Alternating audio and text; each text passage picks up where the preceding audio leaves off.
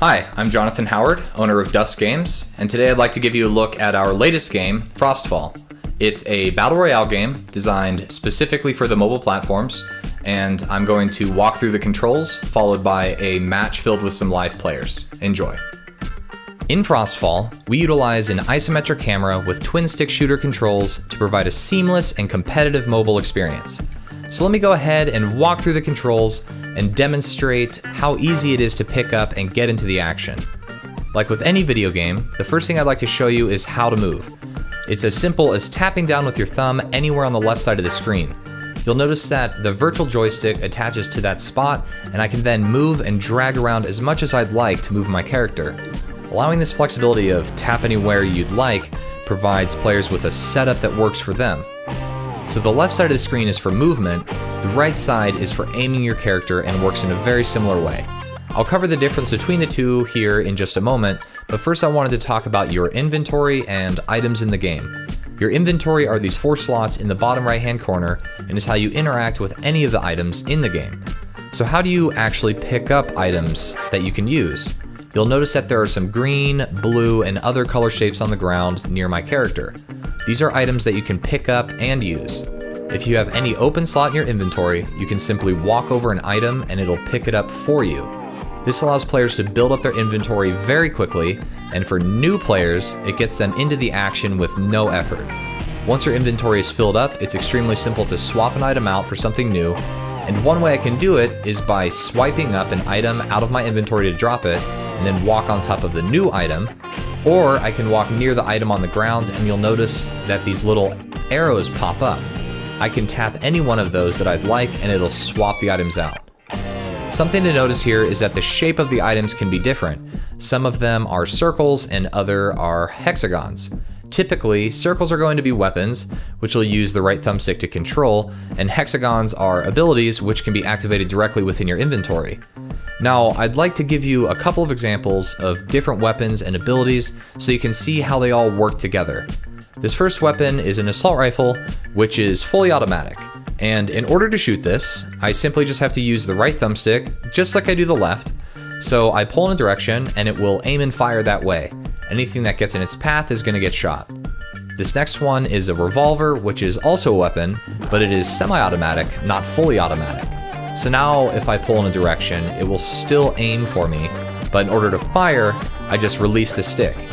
And as soon as I do that, I can prepare to line up my next shot. Abilities are based on cooldown and are designed to be used very quickly. This third item I have is the dash ability, and all I have to do in order to use it is simply tap the item directly. All abilities work in this same way, and the fourth one that I have here is a drop shield, which I can also use super quickly. So having this setup of weapons and abilities allows players to create very interesting setups of items, along with the possibility of chaining complicated combos together for skilled players. An extremely basic combo to pull off would be something like dashing in a direction, throwing down a drop shield, and then aiming back to snipe somebody that was following you.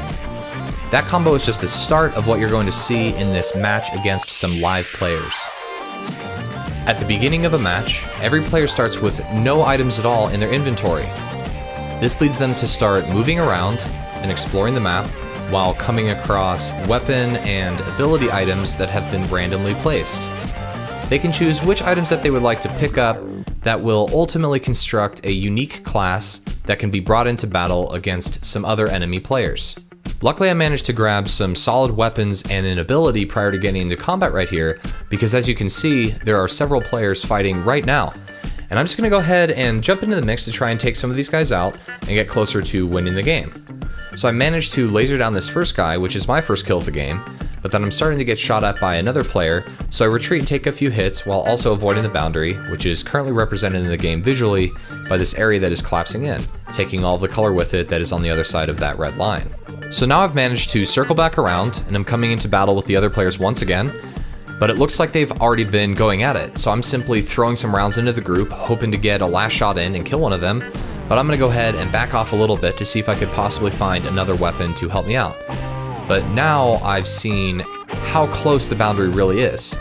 The boundary is a constant presence throughout a match that is forcing players into a smaller and smaller area, which obviously means that they will be running into each other more often, thus fighting and working towards taking out that opponent.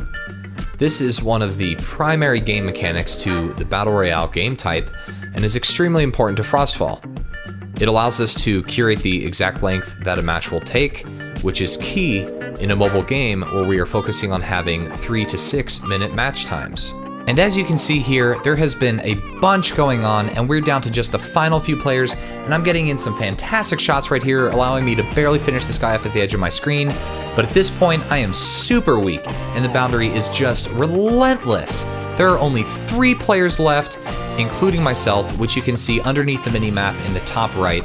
I get a few more shots in here, but then I just get slapped in the face by another sniper round. I'm doing my best to try and get away so that I can let my shield regenerate, but I take even another hit. And at this point, one of these players needs to just breathe on me to take me out. I'm trying to lay low behind cover so that I can let my shield regenerate before heading back in to try and finish this thing off with a victory. I go ahead and push back out, but am immediately met by the other 2 players. I throw out a few shots that don't really land on target and get hit by yet another sniper round. I try to take cover behind the tower, but the boundary forces me out into the open. Fortunately, at this point, I think the other players are also pretty weak and are trying to heal up, so I'm able to make it back to cover, but I see one of the final 2 players has been killed, so I'm going to go ahead and rush my final enemy back into a corner where he throws down a drop shield to try and reduce damage, but I'm going to switch over to my dagger where I can chase him down and get the final blow for a victory. I hope that you all have enjoyed seeing some early gameplay footage of Frostfall, and we cannot wait to show you some more.